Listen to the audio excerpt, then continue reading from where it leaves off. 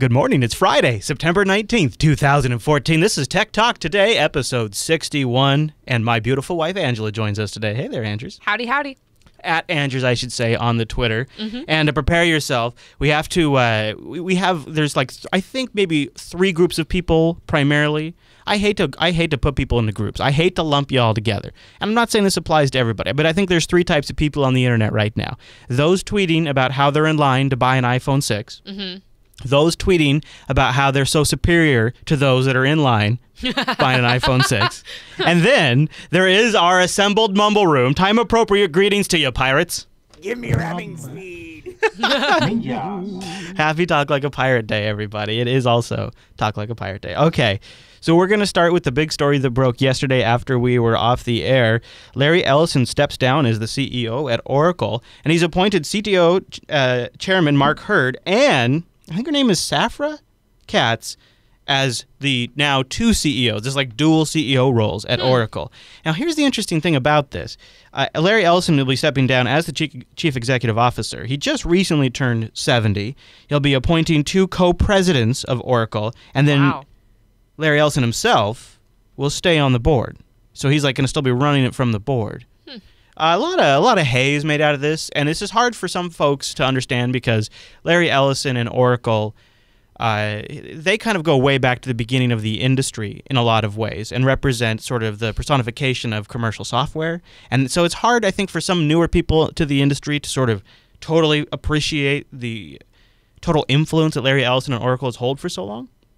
So this is actually a really, really big deal. This is a huge moment in the tech industry, and I suspect what it actually signals is that Oracle is about to hit rough waters, and so Ellison's thinking, well, you know what, I'm 70 years old, I can step back, I've had a rock star, because everybody talks about Oracle, about how much money it's made, what a commercial success it's been, what an incredible steward that Larry Ellison has been, and then he gets to retire, he steps away, and then watches it burn.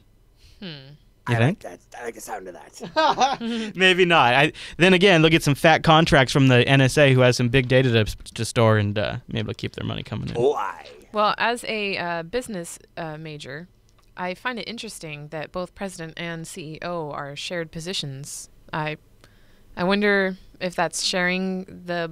I don't know.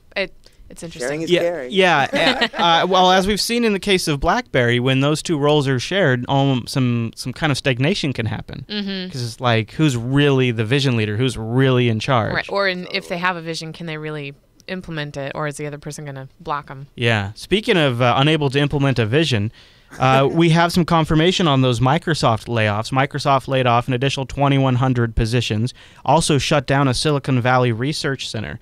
So 2,100 employees on Thursday, 747 of those came from our backyard here in Washington. Jeez. This is according from a spokesperson at Microsoft. This is in addition to the 13,000 laid off in July. Which means that 2,900 are set to be laid off over the next 9 months or so still. News of the closure of Microsoft's research lab at the company's campus in Mountain View, California, was made public on Twitter by its employees, and then Microsoft later confirmed it.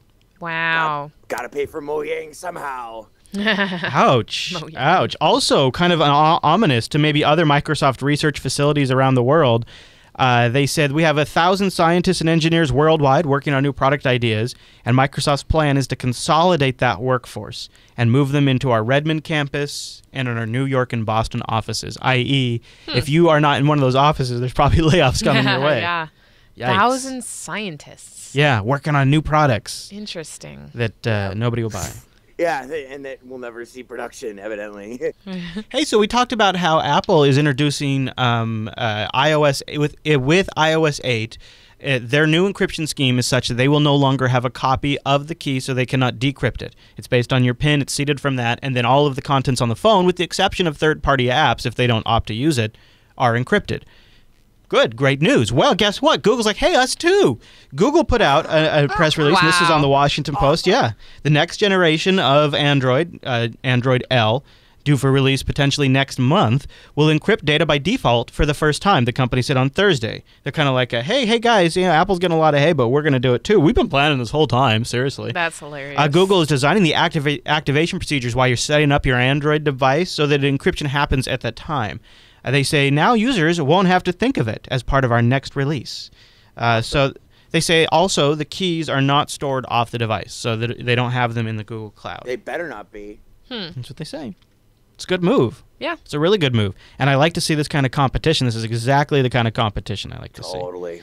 Yep. All right, so we've got to shift gears and get into some more stuff. But first, I want to thank our patrons over at patreon.com/today. This is where you can go to support the Tech Doc Today show. And I was setting up this morning thinking about how awesome it is that you and I are working here, creating something right now in a room that used to be our bedroom. Yeah, I know. Yeah, Like we used to sleep in here. I've thought about that too. And now here we are. My water bed. Rest in peace.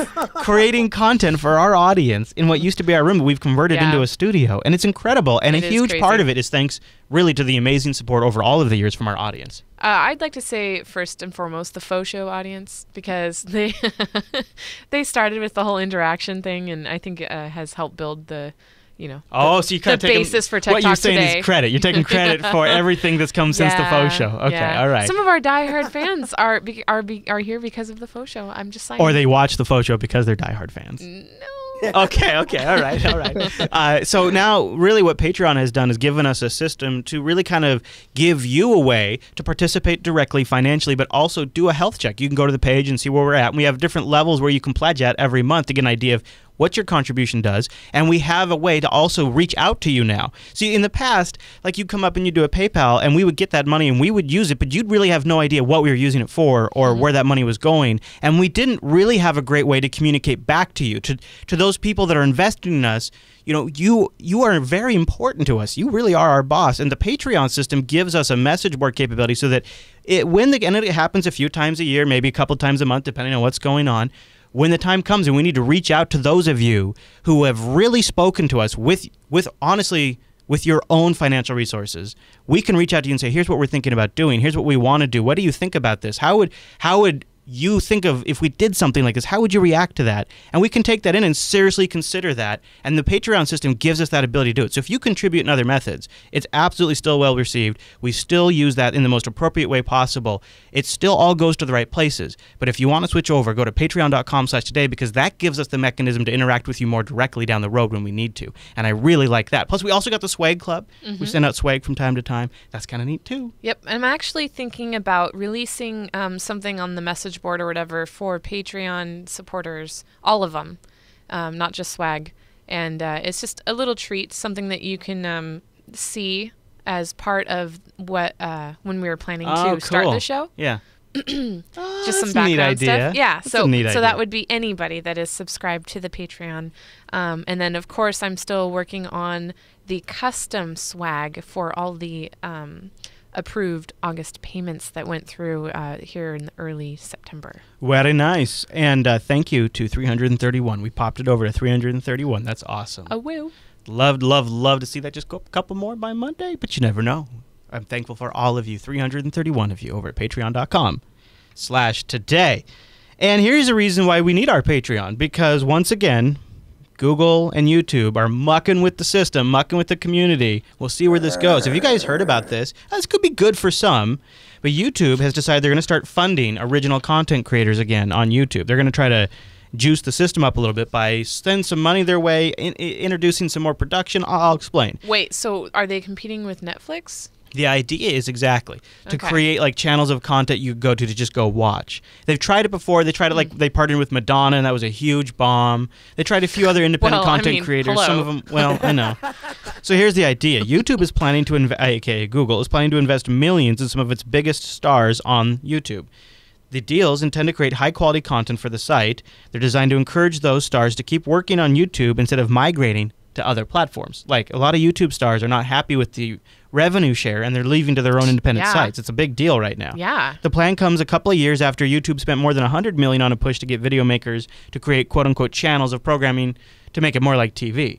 Many of those efforts fizzled, but YouTube is taking a different approach this time. Instead of courting people from outside YouTube, it's focusing on more endemic stars who already have a big following on YouTube, and it's going to pay them to create specific shows instead of a suite of programs, and is promising to promote them to its billion-person audience all over the site. So this is not podcast focused at all? No. Sites, no, like us, yeah, please, no. Our stuff is less... Or vlog. It couldn't be more off their radar. Video producers and distributors who are discussing deals with YouTube right now have told Recode that it's looking kind of like YouTube is going to be pairing talent with more traditional Hollywood producers, too, to try to get the production values up. They want to work with talent that's already popular on YouTube, like fashion star Bethany Mota. Does that ring a bell to you? No. YouTube has been discussing spending single-digit millions to help fund a 10-part series, says one video producer is talking to the company right now. The idea is to help them make more ambitious projects so they can make more money than what they're making on YouTube right now. Because the problem isn't the revenue split, it's just you're not doing it enough, is what Google says. Yeah, whatever. Oh, God. I get so angry just thinking about YouTube that it's... Yeah, I think this will be good for some folks. I think the problem you have here is YouTube, it's not the place for big production content, really, is exactly. it? Exactly. No. You know, I don't think so. And that's not what built. You know, when I started on YouTube 7 years ago, I have like 350 videos that I made on YouTube before I left for Vimeo. You know, like they didn't get to be YouTube by these $1 million people or whatever, and that's who they're gonna back. Right, exactly. The community's gonna love this. That's always what gets me about. That's what always has gotten me about the way YouTube does this. Is they seem to, in these efforts, always miss the mark on what made YouTube great. Totally. And it's ever since Google, bought them. YouTube has been like this, redheaded stepchild of the Google empire because Google is so pissed that it didn't create YouTube itself. Well, I don't know. It's just like they're tone deaf to the community. Everything from this to the way they've rolled out comments, and a lot of the site changes. Oh, Speaking of redheaded stepchild, Lionhead, did you have something to say? No, just that the charm of YouTube was that it were more like normal people doing videos of things they liked to show. And like people doing video games reviews and such, I can't see that being a big, huge production with studios and sets and all that. Totally. Yeah, exactly. Yeah. And like I think they also not only is that kind of wonky, but then they'd have to change so many people's perceptions about what you go to YouTube for. Because you know who really has the professional content thing locked in is Netflix, which is our next story. Netflix is working, they're starting with the Ubuntu development mailing list to get native playback working under Linux using HTML5, assuming you're using Chrome. A lot of you have probably already heard about this because it's going around the web like crazy right now. But in an email sent to the Ubuntu developer mailing list, Netflix's Paul Adolphs explains this is the current situation. He says Netflix will play on Chrome stable in Ubuntu 14.02, I believe is what he's referring to, if the NSS library version is 3.16.2 or greater. If this version is generally installed across 14.02, Netflix would be able to make a change so that users would no longer have to hack their user agent to play. So what he's asking for is the Ubuntu developers to simply bump just a library that's in Ubuntu to make Netflix work under Chrome on Ubuntu. Now, here's the great news. They're already planning to do this because of some security fixes.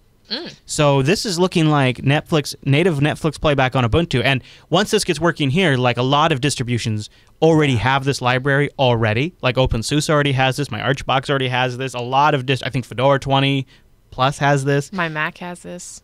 Well, yes. Proprietary software. Yes, but this is really good news. So this means very soon for those of you who need this. Yeah, you do have to have Chrome. You're going to have that DRM extension in Chrome, and now you can watch your copy-protected videos under Linux. Oh, somebody said my comment was harsh about the big red stepchild. I liked it. Okay, well, I wasn't meaning to be harsh. I saw that you had tried to talk, but then Seth talked over you, so I just wanted to give you a chance. That's nice. She was sticking up for you. Yeah. Well, and it just kind of worked. It was a good segue. I look for segues. Yeah. Nice. Well done. You always got to be on the lookout for the segue. All right, so that's going to bring us to the end of the sort of a low-key Friday edition, just kind of rounding through a lot of the news. The big thing that everybody's talking about this morning, the story, the elephant in the room, and I don't know why I avoided it, but I should just mention all of the big iPhone teardowns hit the web last night. iFixit goes to Australia because that's where they go on sale first. Mm-hmm. They fly down there, and then the first thing they do is they tear that thing apart. Tear down. Do you want to see? Do you want to see it a little bit? So look at that. Thing's like mostly battery. That's the back of. Wow. That's the inside of it right there. Wow. So there's your processor and your memory along the side, your camera assembly, your lightning connector, your speaker right here.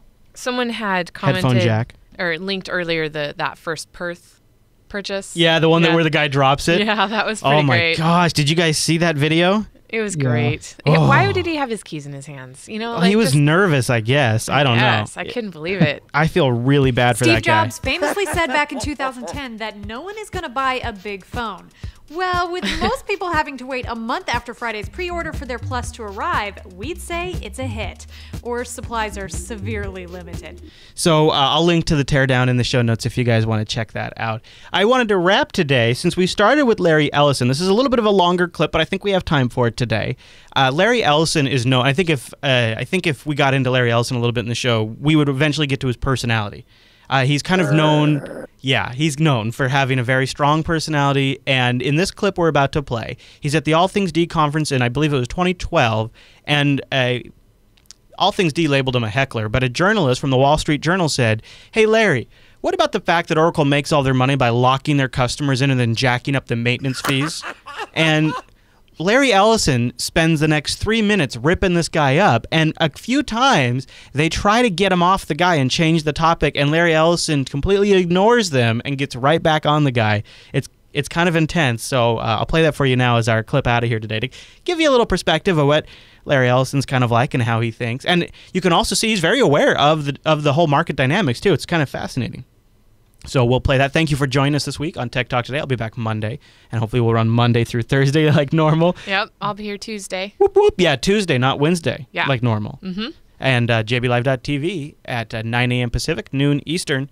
And don't forget techtalktoday.reddit.com. All right, enjoy the Larry Ellison clip. See you guys next week. Hi, Rolf Winkler from the Wall Street Journal. I had a question about your apps business. I guess you've built a phenomenon, it generates phenomenal cash flows, and a lot of people, it's done so a lot by locking in customers to older software and raising maintenance fees a lot year after year.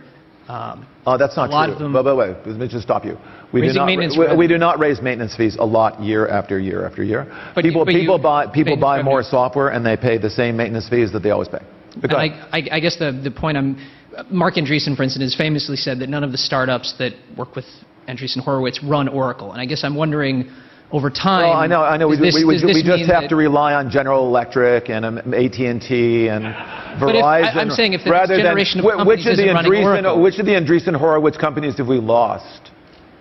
Well, anyway, they run on that. By the way, they run on generation of large companies NetSuite, isn't right? going to run Oracle. Does that end up causing your business to shrink dramatically over time? Well, again, we no, our business isn't shrinking. It's growing, and it's growing rapidly. And we have all of our applications in the cloud starting June 6th.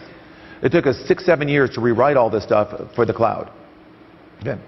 Our major competitor, SAP, didn't do that.